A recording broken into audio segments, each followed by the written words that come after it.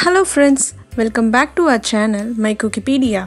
இன்னைக்கு நம்ம சேனல்ல பார்க்க போற recipe MOIST CHOCOLATE PASTRY CAKE. இது ரொம்ப டிஃபரண்டான கேக் ரெசிபி. ரொம்ப எம்மியாவும் டெம்ப்டிங்காவும் இருக்கும். சிம்பிளா எந்த பேக்கிங் ப்ராசஸும் இல்லாம இத பண்ணிரலாம். கேக் மேல இருக்கிற அந்த floating chocolate syrup தான் ரொம்ப appetizing-ஆவும் டெம்ப்டிங்காவும் இருக்கும்.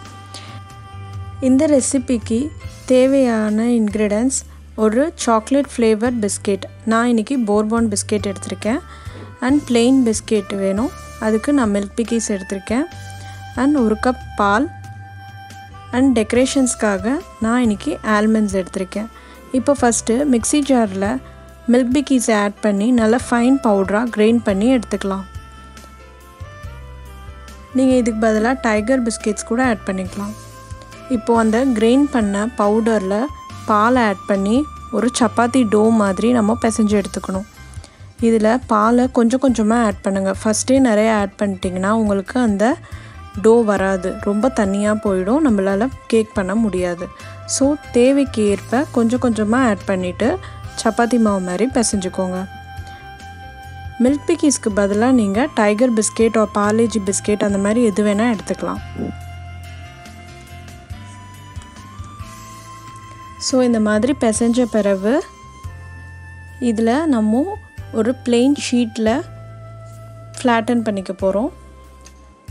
நான் இப்போ இந்த பாலித்தீன் கவரில் ஆயில் அப்ளை பண்ணிவிட்டு அதில் இந்த டோவை ஃப்ளாட்டன் பண்ணிக்கிறேன். ஆயில் அப்ளை பண்ணால் கொஞ்சம் ஸ்டிக்கி இல்லாமல் இருக்கும்.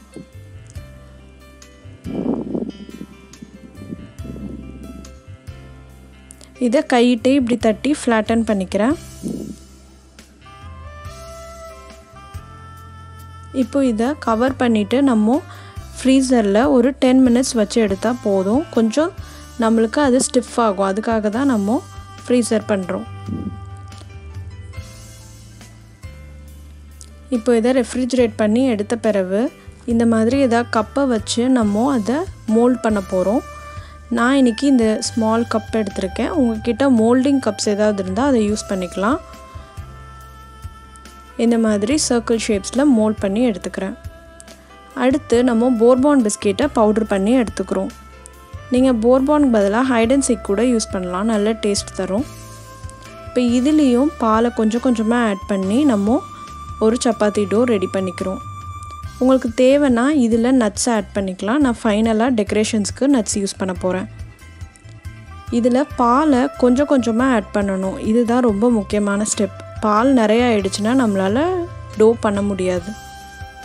இப்போ இதையும் ஃப்ளாட்டன் பண்ணிக்க போகிறோம். நான் இந்த பூரிக்கட்டை யூஸ் பண்ணி ஃப்ளாட்டன் பண்ணுறேன்.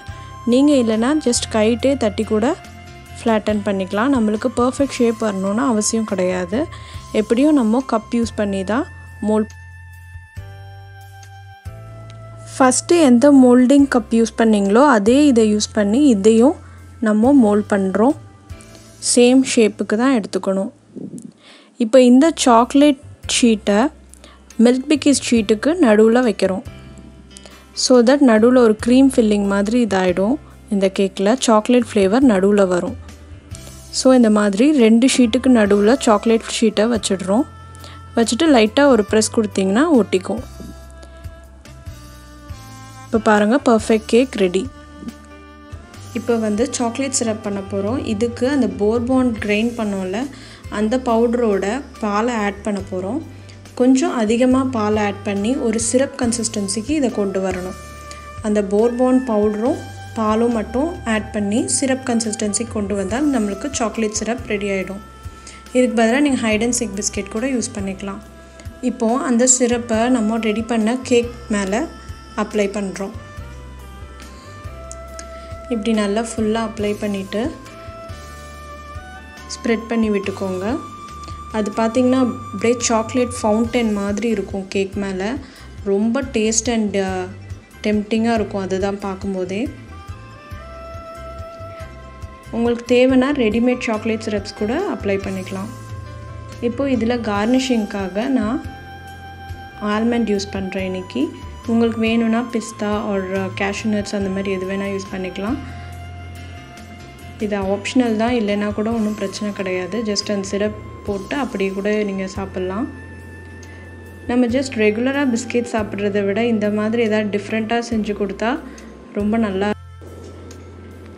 வீட்டில் இருக்கவங்களுக்கும் இதை கண்டே பிடிக்க முடியாது. இதை வந்து ஒரு பிஸ்கெட்டில் நம்ம அதுவும் பேக்கே பண்ணாமல் ஜஸ்ட் ஒரு 5 மினிட்ஸில் இதை பண்ணிடலாம்.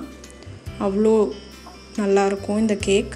அண்ட் கட் பண்ணும்போது கூட பார்த்திங்கன்னா அவ்வளோ ஸ்மூத்தாக ஒரு கடையில் வாங்குகிற கேக் மாதிரியே இருக்குது. அந்த மேலே அப்ளை பண்ண அந்த சாக்லேட் சிரப் பாருங்கள் எவ்வளோ திக்காக இருக்குதுன்ட்டு. இது ஒரு பிஸ்கெட்டில் பண்ண கேக்குன்னு சொன்னால் நம்பவே முடியாது. கண்டிப்பாக செஞ்சு வீட்டில் ஃபேமிலியோடு என்ஜாய் பண்ணுங்கள். தேங்க்ஸ் ஃபார் வாட்சிங் மை வீடியோ. என் வீடியோ பிடிச்சிருந்ததுன்னா லைக் பண்ணுங்கள், ஷேர் பண்ணுங்கள், மை குக்கிபீடியா சேனலை சப்ஸ்கிரைப் பண்ணுங்கள்.